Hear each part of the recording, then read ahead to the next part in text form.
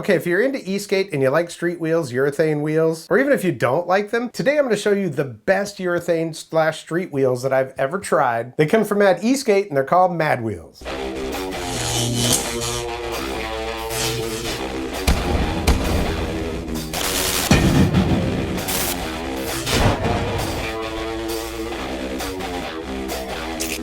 Welcome to the Vapor Trail channel. I'm Tony, and if you've watched this channel, especially my e-mobility playlist with all the e-skate stuff, you probably know that I'm not a big fan of street wheels. At least when it comes to e-skate, I tend to gravitate towards either airless rubber or, some kind of all-terrain wheels. There's a good reason for that, because the first e-skate that I ever got had those urethane wheels on there. And the first thing is, well, if you've ridden skateboards at all, you know that the clackety-clack of these cracks in the sidewalk can get pretty annoying.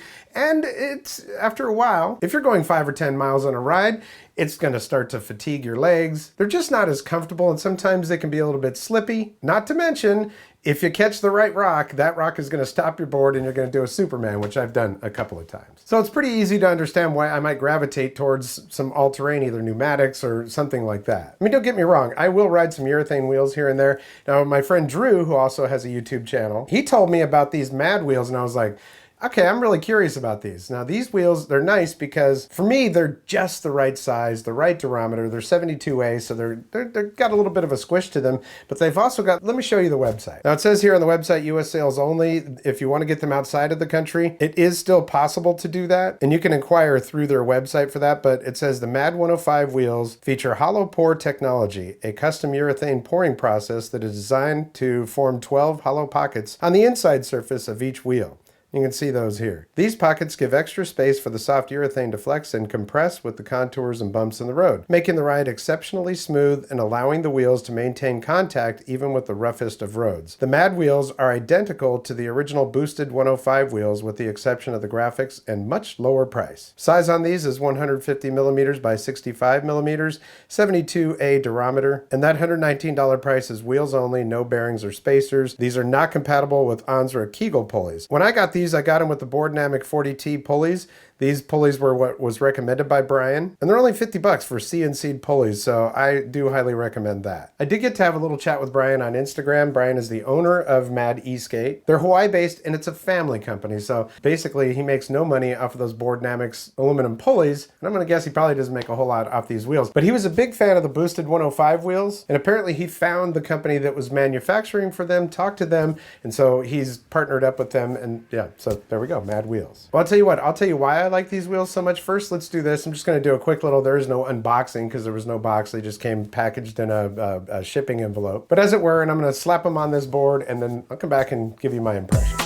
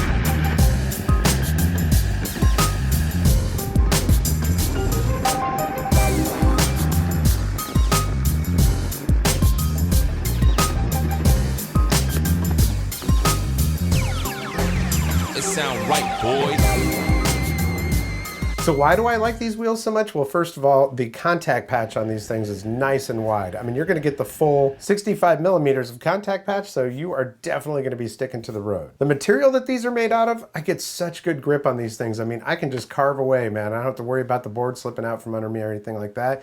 And you can just hear it just like sticking, you know? Hard to explain, but yeah, you can. These wheels also look stellar. That core that's inside there, white like that, it's just everything kind of contrasts just right. And with those Zealous bearings in there, man, super nice. Now, of course, if you've already got pulleys that will work with these, you can use your pulleys. Those Boardnamics pulleys, they're really nice. They're, what, 50 bucks for a set of CNC'd pulleys. So you're not going to worry about the teeth getting broken or anything. Not that I have on any other pulleys, but yeah, they're just nice. Adds a little bit of performance to these things. Now, I've got several boards. Most of my longboards, in fact, all of my longboards have some form of urban terrain or all-terrain wheels on them. Got a couple of short boards that I do keep the urethane wheels on. It just seems like it's more appropriate for that. But man, on this MaxFind FF belt, I find that this thing is now, that's going to be basically my street cruising board. The wheels that came on that were okay, but these are just way, way better. And I almost want to say that I think these things give that board a little bit more torque and a little bit more overall power.